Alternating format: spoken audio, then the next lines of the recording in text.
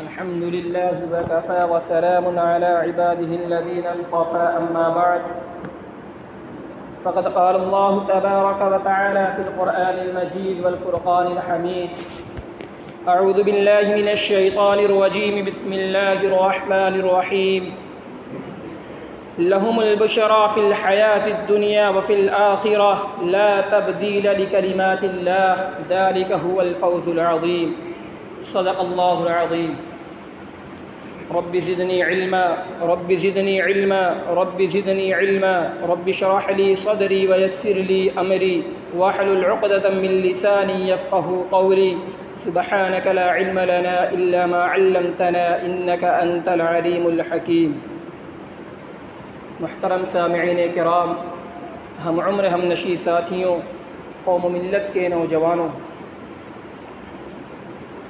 اس وقت ہمارے ملک ہندوستان کے اندر UCC یونیفارم سول کوڈ کو لانے کی انتھک کوشش کی جا رہی ہے.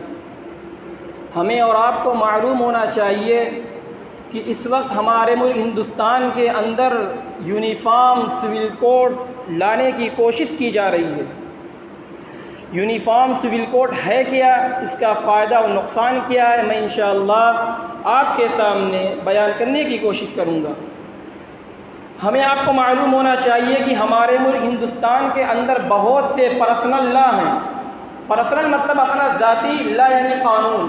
بہت سے پرسنل لا ہیں. مسلمانوں کے اپنے پرسنل لا ہے جو انگریزوں کے زمانے میں عیسوی 1937 میں شریعت اپلیکیشن ایکٹ کے تحت بنا. اسی طرح ہمارے ہندو بھائی کے بھی اپنے پرسنل لا ہیں جو ہندو میرج ایکٹ، ہندو ہیریٹیج ایکٹ کی شکل میں 1955 یا 56 میں بنا. اسی طرح ہمارے عیسائی بھائی کے بھی پرسنل لا ہیں. اسی طرح ہمارے پارسی بھائیوں کے بھی پرسنل لا ہیں. مختلف قوموں کے اپنے اپنے قانون ہیں اور اس کو ہمیشہ سے اس ملک میں تسلیم کیا گیا. ہمارا ملک ہندوستان یہ دنیا کی سب سے بڑی جمہوریت ہے. اس ملک کو یہ امتیاز حاصل ہے کہ اس میں بہت سی قومیں آباد رہتی ہیں. جتنی قومیں اس ملک میں آباد ہیں، جتنی زبانیں اس ملک میں بولی جاتی ہیں، جتنے مذہب کے ماننے والے اس ملک میں ہیں، دیگر ممالک میں اتنے نہیں ہیں. امریکہ جیسے بڑے ممالک میں بھی اتنے مذہب کے ماننے والے نہیں ہیں. یہ ہمارے ملک کی عزت اور عظمت ہے.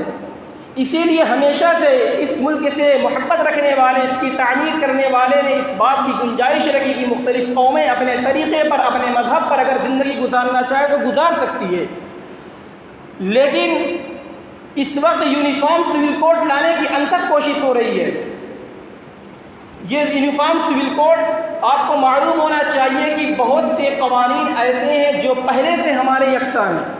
اس لیے کہ قانون کی ایک قسم وہ ہے جس کا تعلق کرمنل لا سے ہے.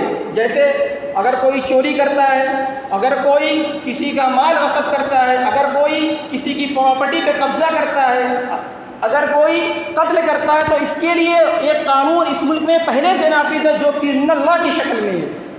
اور ایک قانون وہ ہے جس کا تعلق عائلی زندگی سے ہے. جیسے انسان نکاح کرے تو کس طرح کرے، نکاح کا طریقہ کیا ہو. خدا نخواستہ اگر میاں بیوی کے درمیان جدائی کی نوبت آئے تو کس طریقے سے دونوں کے درمیان جدائی پیدا کی جائے. اور اسی طرح اگر ہمیں اپنی جائیداد میں سے کسی کو کچھ حق دینا ہے تو کس انداز سے ان کو حق دیا جائے، کتنا حق دیا جائے، کتنا مال ہمیں اللہ کے لیے وقف کرنا تو اس کے لیے کیا طریقہ ہونا چاہیے. یہ سارے وہ معاملات ہیں جو شریعت اپلیکیشن ایکٹ کے ضمن میں آتے ہیں، جسے ہم اور آپ اپنی زبان میں مسلم پرسنل لا بورڈ کہتے ہیں. یہ all India Muslim personal law board government of India کا قبول کیا ہوا قانون ضرور ہے، لیکن مسلم پرسنل لا اصل میں شرعی بنیادوں پر قائم ہے. اس کی بنیادیں قرآن مجید میں ہے، اس کی بنیادیں حدیث شریف میں ہے. اسی لیے علماء کرام اور رہنمایان ملت نے اس بات کی انتھک کوشش کی کہ قانون شریعت کا وہ بچا کچا حصہ، وہ مختصر سا حصہ جو اس ملک میں نافذ ہے، اس کی حفاظت کی جائے. اسلام دشمنوں اور نام نہاد دانشوروں کی طرف سے یہ رہ کر شوشہ چھوڑا جا رہا ہے کہ یونیفارم سول کوڈ کو نافذ کیا جائے. یونیفارم سول کوڈ یہ مسلم پرسنل لا کے مقابلے میں لائے جانے کی انتھک کوشش ہو رہی ہے. اب سوال یہ پیدا ہوتا ہے یونیفارم سول کوڈ کا فائدہ کیا ہے. بتایا جاتا ہے کہ اس ملک کے تمام باشندوں میں فکر و نظر کا اتحاد ہونا چاہیے. اگر شادی کی جائے تو ایک طریقے سے کیا جائے، جیے تو ایک طریقے سے جئیں، مرے تو ایک طریقے سے مرے. یعنی ہمارے اور آپ کے، ہندو اور مسلم جتنے اس ملک میں رہنے والے باشندے، سب کی سوچ فکر ایک ہو. UCC یونیفارم سول کوڈ مسلم پرسنل لا کے مقابلے میں اس لیے لائی جا رہی ہے تاکہ قانون شریعت کا وہ حصہ جو قانوناً اس ملک میں نافذ ہے اسے ختم کیا جائے. اور جو دلیل دی جا رہی ہے وہ بڑی پیاری ہے لیکن حقیقت میں دھوکہ ہے. کہا جاتا ہے یہی بات کہ اگر اس ملک کے اندر یونیفارم کو نافذ کر دیا جائے گا، اس ملک کے اندر اگر یونیفارم سول کوڈ کو نافذ کر دیا جائے گا تو تمام لوگوں کی فکر و نظر ایک ہو جائے گی. لیکن میں آپ سے یہ بھی کہتا ہوں کہ اگر اس ملک کے اندر UCC یونیفارم سول کوڈ کو نافذ کر دیا گیا پھر بھی یکسانیت پیدا نہیں ہو سکتی. ملک کا اتحاد، ملک کی سالمیت، ملک کی یکجہتی اس بات میں پوشیدہ نہیں ہے کہ آئلی نظام کو یکساں کر دیا جائے. جن ممالک میں پہلے سے آئلی نظام یکساں ہے وہاں کی صورتحال مختلف ہے. آپ کو معلوم ہونا چاہیے کہ دوسری جنگ عظیم جو لڑی گئی تھی ایک مذہب کے ماننے والوں کے درمیان لڑی گئی تھی. ان کا مذہب ایک تھا، ایک طرف جرمن کھڑا تھا، دوسری طرف انگلینڈ. دونوں کا مذہب ایک تھا، دونوں کا کلچر ایک تھا، دونوں کا طریقہ زندگی ایک، دونوں کا سماجی قانون ایک، دونوں میں یکسانیت تھی. یکسانیت کے باوجود قانون کے لحاظ سے یکسانیت تھی، مذہبی تہذیبی لحاظ سے اس کے باوجود یہ دونوں ممالک آپس میں لڑ پڑے اور ایسی لڑائی چھڑی کہ پوری دنیا اس کی چپیٹ میں آ گئی. لاکھوں لوگوں کی جانیں چلی گئی، کروڑوں کی سمپتی جل کر راکھ ہو گئی اور جس کی ضرب سے آج بھی انسانیت کرا رہی ہے. یاد رکھیے قانون کا اتحاد، قانون کی یکجہتی ملک کے لیے ملک کی اتحاد کے لیے صحیح نہیں ہے. ملک کا اتحاد اس سے نہیں ہو سکتا. ہمارا ملک ہندوستان جہاں مختلف مذہب کے ماننے والے ہیں، مختلف کلچر کے ماننے والے ہیں، مختلف تہذیب کے ماننے والے ہیں، اگر یونیفارم کو نافذ کر دیا گیا اقتدار کے بل پر، طاقت کے بل پر، قوت کے بل پر، تو پھر آپ یقین مانیے یہ ملک چرمرا جائے گا، اس کی عظمت ختم ہو جائے گی، اس کے اتحاد کو پارا پارا کر دیا جائے گا اور اس ملک میں جو امن و امان ہے وہ سب کچھ ختم ہو جائے گا. اور جب یونیفارم سول کوڈ کو نافذ کر دیا جائے گا پھر اگلا نمبر آئے گا مذہب کا اور یہ کہا جائے گا کہ ہم نے آئلی نظام کو تو نافذ کر دیا لیکن پھر بھی ہم آہنگی نہیں ہو رہی ہے، آپس میں ملاپ نہیں ہو رہا ہے، اس لیے اس ملک کے نظام، اس ملک کا مذہب بھی ایک ہونا چاہیے. بعض دفعہ لوگ انگلی پکڑ کر کلائی پکڑنے کی کوشش کرتے ہیں. یہ مسئلہ بہت مشہور ہے. انگلی پکڑ کر کلائی اور ہاتھ پکڑنے کی کوشش کرتے ہیں.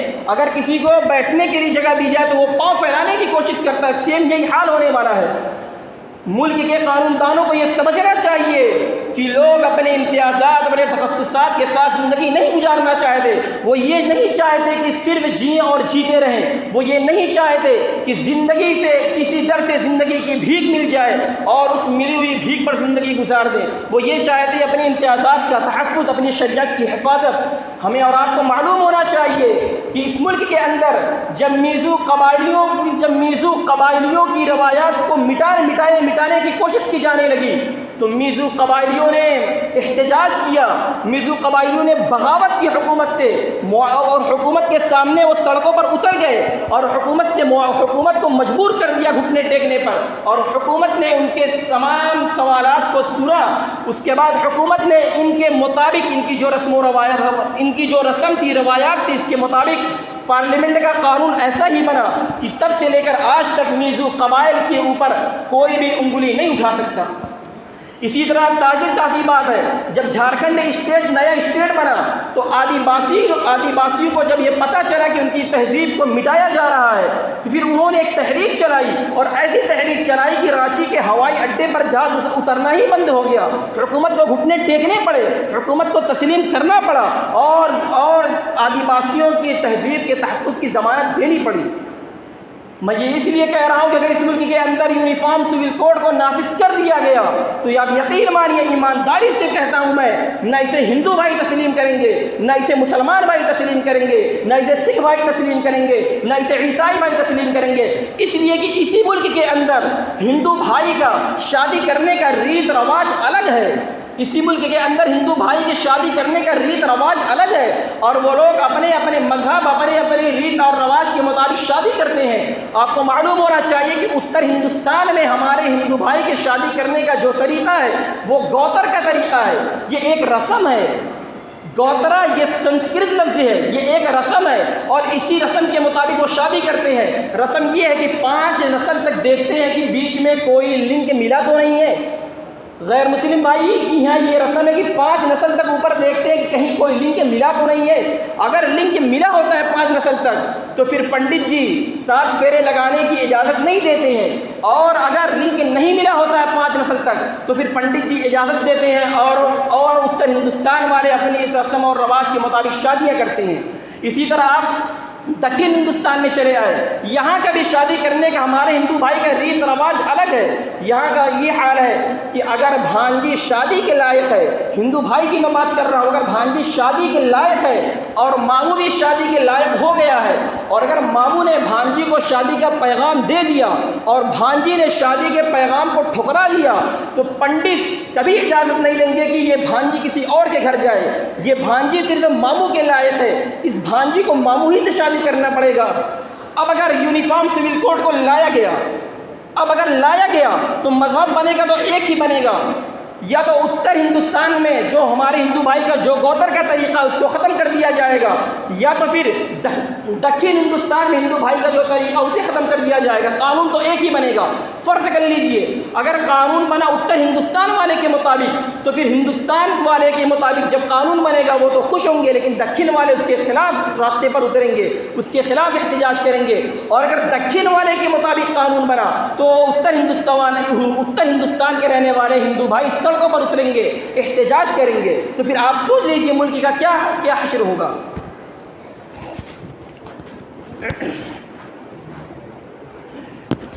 اسی لیے مسلم پرسنل لا کی رائے، ہمارے علماء کرام کی رائے بالکل واضح ہے کہ یہ کسی بھی قیمت میں اس قانون کو قبول نہیں کرتے ہیں۔ یہ صرف مسلمانوں کے لیے نہیں بلکہ ہمارے ہندو بھائی کے مفاد کے لیے یہ قانون نہیں ہے۔ اس لیے کہ اس سے ملک کا شیرازہ تو بکھر سکتا، متحد نہیں ہو سکتا۔ اس لیے کہ اس ملک کی عظمت و خوبصورتی، اس ملک کی رنگا رنگی، مذہب و تہذیب جو ہے یہ سارے اختلافات میں ہے۔ یونیفارم سول کوڈ یہ تو خارجی مسئلہ ہے مسلم پرسنل لا سے، جس کو میں نے ابھی ذکر کیا۔ مسلم پرسنل لا پر جو داخلی مسئلہ ہے وہ آپ کے سامنے ذکر کرتا ہوں۔ جو داخلی مسئلہ ہے مسلم پرسنل لا پر جو داخلی مسئلہ وہ سب سے بڑا مسئلہ ہے، جس سے ہمارے علماء کرام کا ذہن الجھا ہوا ہے۔ اور مسئلہ یہ ہے کہ اسلام پر اعتراض کرنے والے یہ کہتے ہیں کہ اسلام نے وراثت میں پوتوں کو حق نہیں دیا، اور کہتے ہیں کہ پوتا بیچارہ ہے، اگر باپ کا انتقال ہو گیا تو پوتا ڈبل بیچارہ ہے۔ جو لوگ اسلام پر اعتراض کرتے ہیں، سب سے پہلی بات یہ کہ انہیں اسلام سے واقفیت نہیں ہوتی ہے، اسلام کے اصول و ضوابط سے وہ واقف نہیں ہوتے ہیں، جس کی وجہ سے وہ اسلام پر اعتراض کرتے ہیں۔ ان کا اعتراض یہ، اسلام پر اعتراض کرنے والوں کا اعتراض یہ ہے، اشکال یہ ہے، سوال یہ ہے ان کا کہ اسلام نے وراثت میں پوتوں کو حق نہیں دیا، پوتا بیچارہ ہے، بیچارگی کی بنیاد پر وراثت میں اسے حق ملنا چاہیے۔ اب میں سوال کرتا ہوں کہ دنیا کا کوئی سسٹم بیچارگی کی بنیاد پر نہیں ہے۔ اب بیچارگی کیا ہے اس کو میں سمجھانے کی کوشش کرتا ہوں۔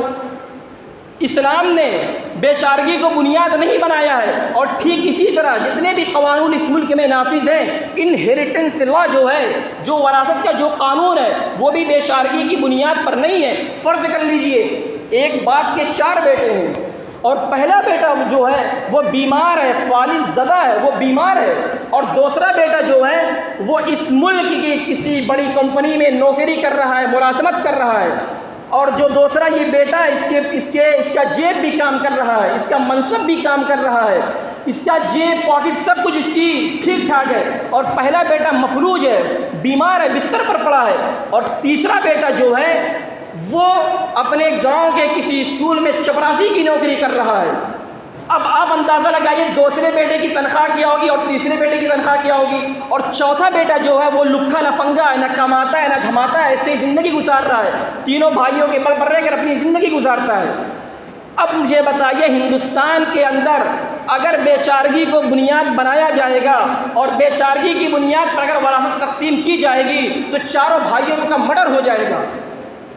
اسلام کے اندر تو چھوڑیے دنیا کا قانون کے بارے میں آپ کو بتا رہا ہوں. اگر انہیریٹنس لا جو ہے، جو یہ قانون ہے وراثت کا، اگر اس کے مطابق وراثت تقسیم کی جائے گی تو چاروں بھائیوں کو برابر ملے گا، اور یہ اسلام بھی کہتا ہے. لیکن آپ بے چارگی پر جو لوگ اعتراض کرتے ہیں کہ اسلام نے بے چارگی کو حصہ نہیں بنایا، میں بے چارگی سمجھانے کی آپ کو کوشش کرتا ہوں کہ اگر بے چارگی میں اگر ان کو وراثت دی جائے گی، فرض کر لیجیے پہلا بیٹا مفلوج ہے، فالج زدہ ہے، نہ کما سکتا ہے نہ کھا سکتا ہے، وہ خود دوسرے کا محتاج ہے، اور دوسرا بیٹا جو ہے نوکری کر رہا ہے.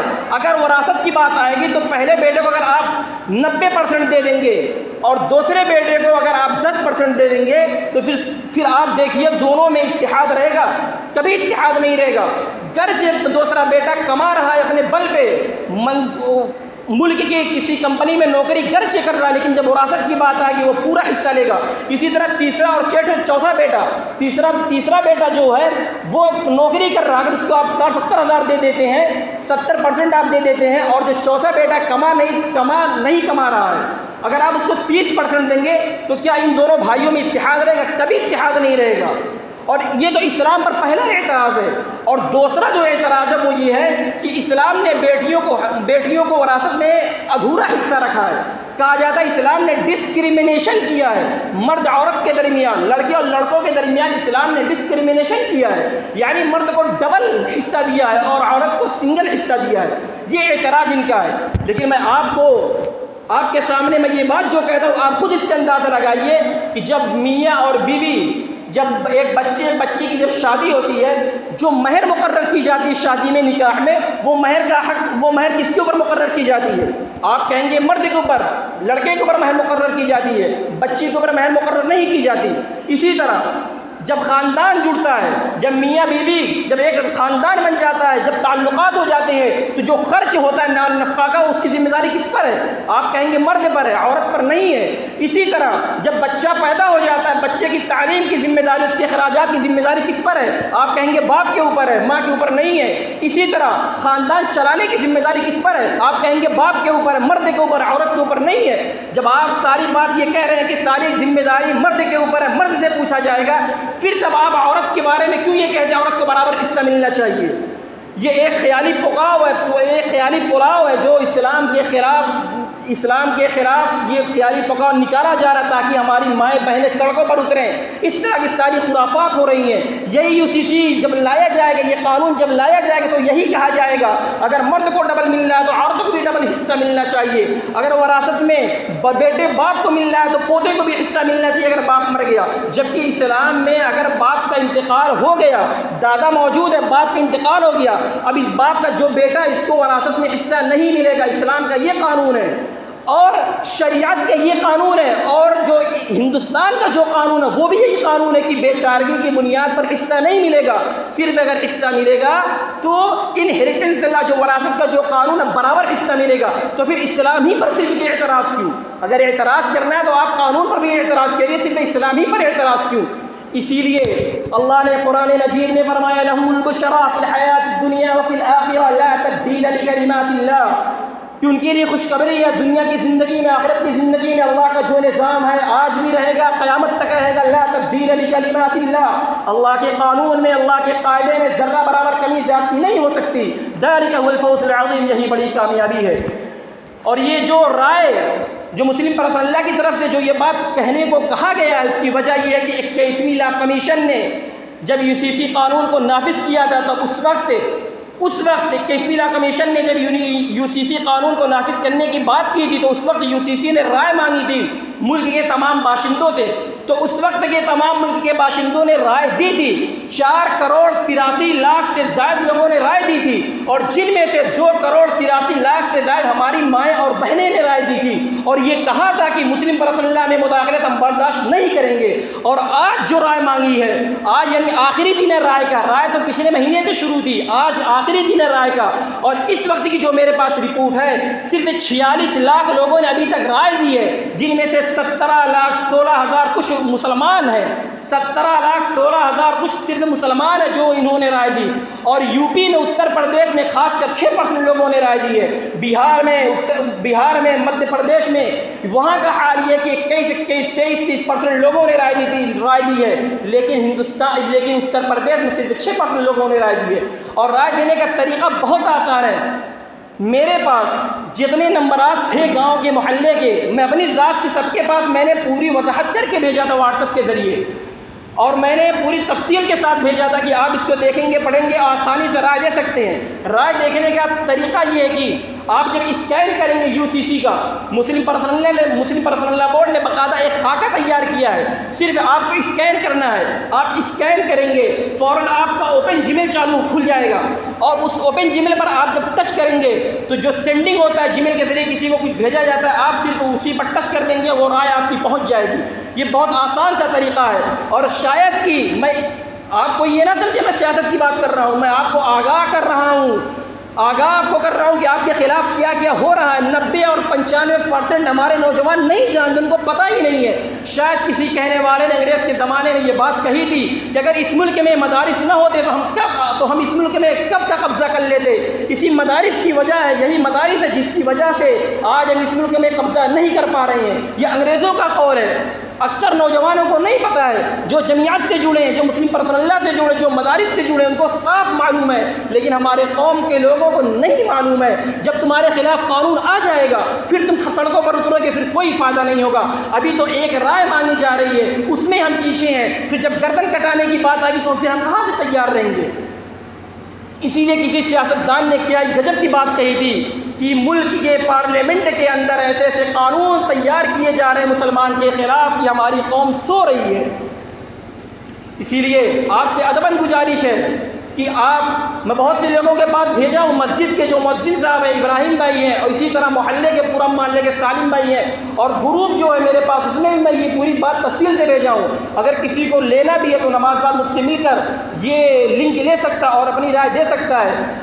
ممبئی کے اندر یہ خبر آئی ہے کہ ممبئی کے اندر ہر مسجد میں باقاعدہ اسکینر مسجد کے باہر لگایا گیا ہے، اور جمعیت علماء